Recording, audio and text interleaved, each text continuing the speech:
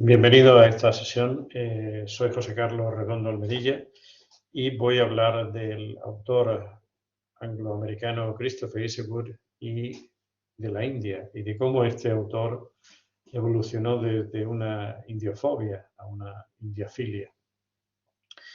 Para ello lo voy a estructurar en dos bloques. Un primer bloque donde introduciré la situación actual de la literatura en inglés en la India y un segundo bloque que se centrará propiamente en el autor Christopher Isherwood.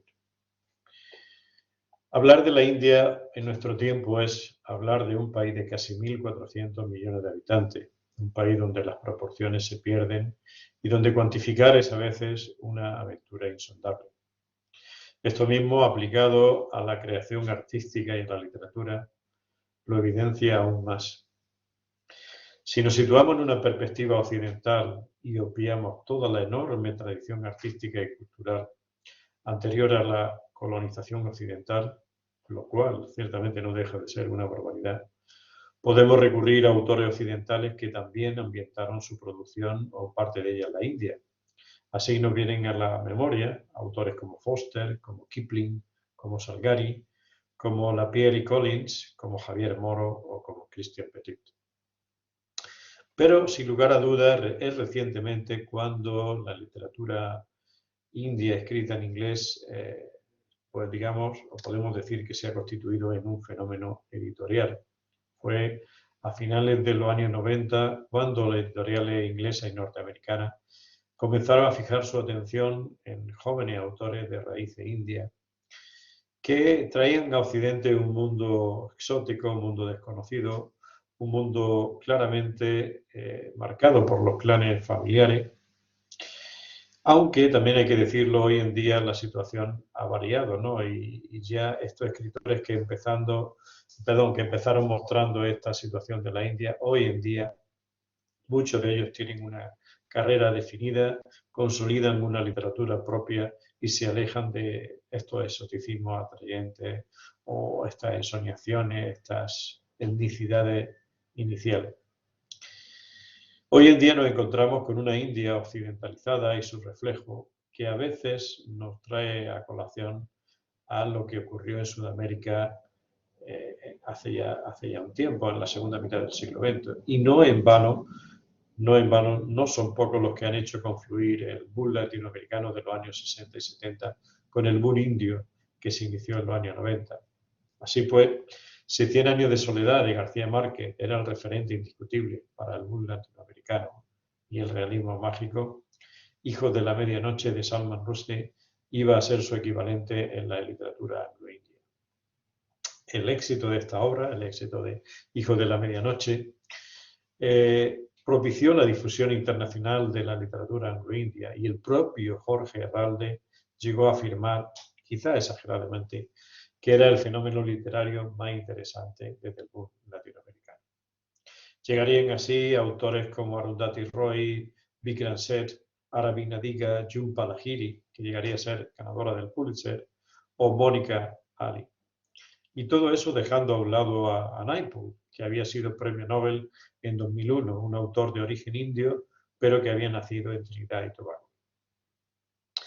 Lo interesante de este fenómeno es, sin lugar a dudas, que iba a poner sobre el tapete temas interculturales y temas étnicos. Eran temas por los que Europa estaba ávida y además estaban tan de moda. Nos traían un mundo desconocido, un mundo exótico, pero, como decíamos, es un mundo que hoy en día parece virar hacia la idiosincrasia propia de la globalización y de la nueva urbanidad que aparece en las ciudades de la India.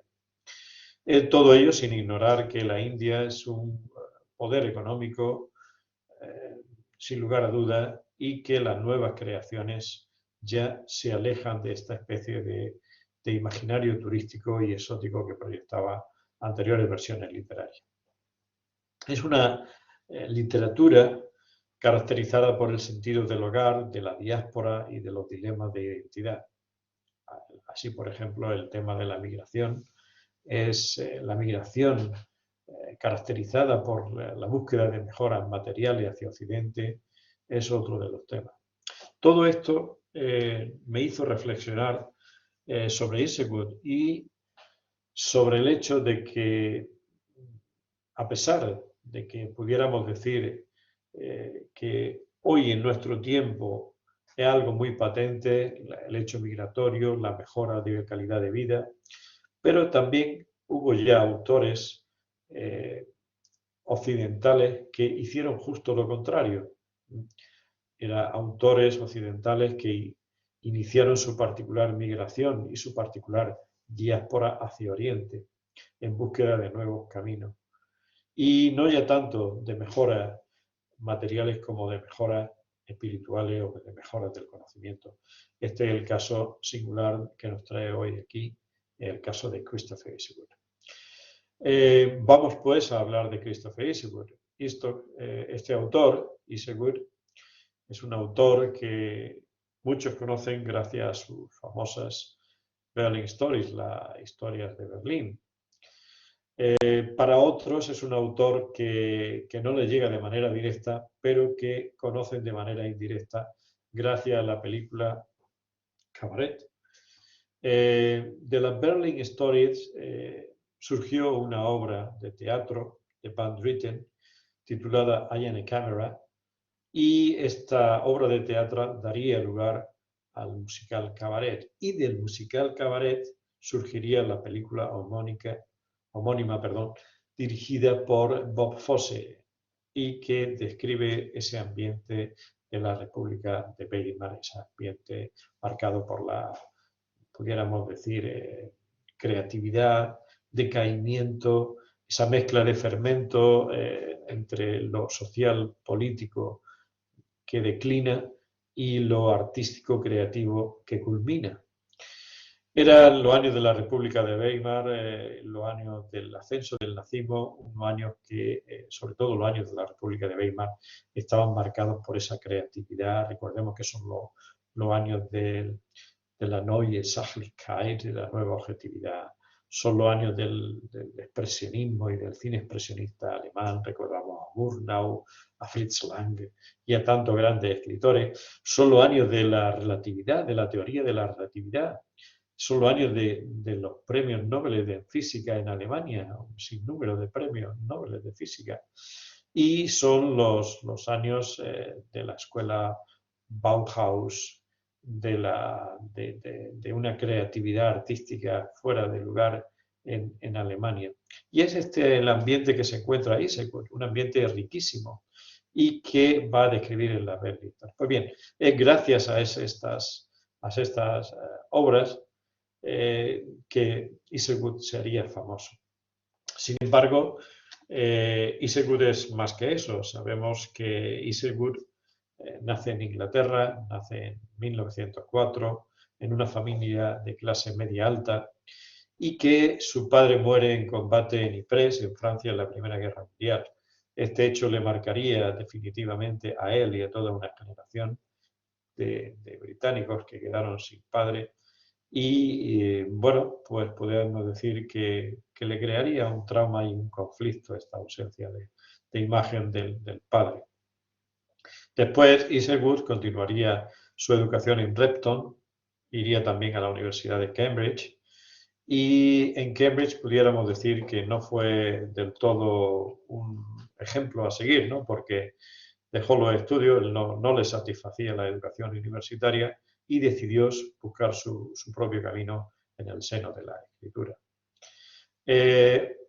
Empieza a escribir y su reconocimiento a pequeña escala vendría con dos de sus novelas, con All the Conspirators y The Memorial. Estas obras básicamente, bueno, pues manifiestan ideas como la hostilidad hacia la madre y su deseo de independencia. Tras estos años se marcha a Berlín y es, como decíamos anteriormente, donde se va a encontrar con esa vida tan rica de experiencia de la República de Weimar y del ascenso del nazismo.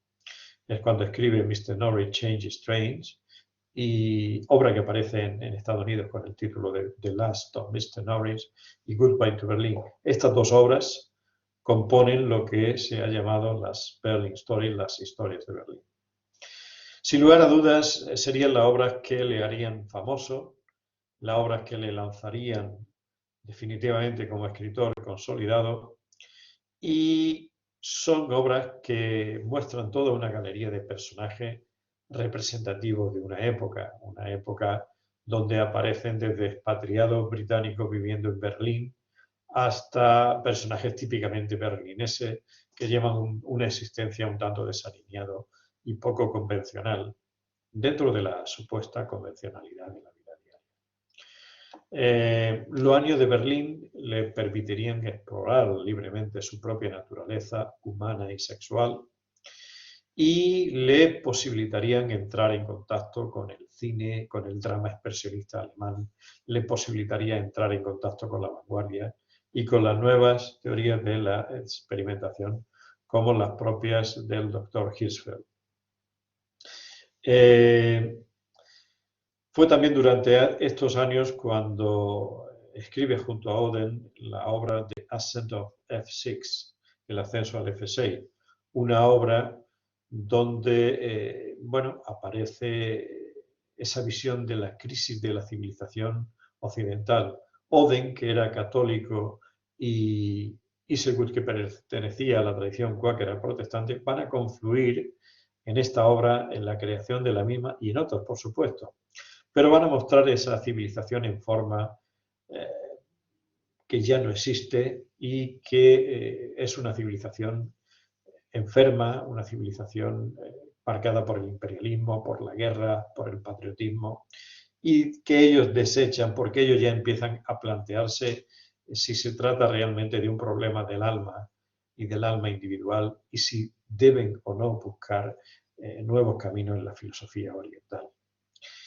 Es esta obra la que marca este cambio de rumbo y va a mostrar una cierta proclividad hacia lo oriental, pues ya había un cansancio por todo lo que representaba Occidente. De hecho, en Inglaterra se había pasado desde un orientalismo de finales del siglo XIX-XX, una proclividad hacia lo oriental, a un cansancio de lo oriental en los años 20. Incluso muchos escritores británicos eran criticados por esto, pero ahora precisamente en esa oscilación de péndulo se vuelve a lo oriental como vía espiritual y vía de conocimiento.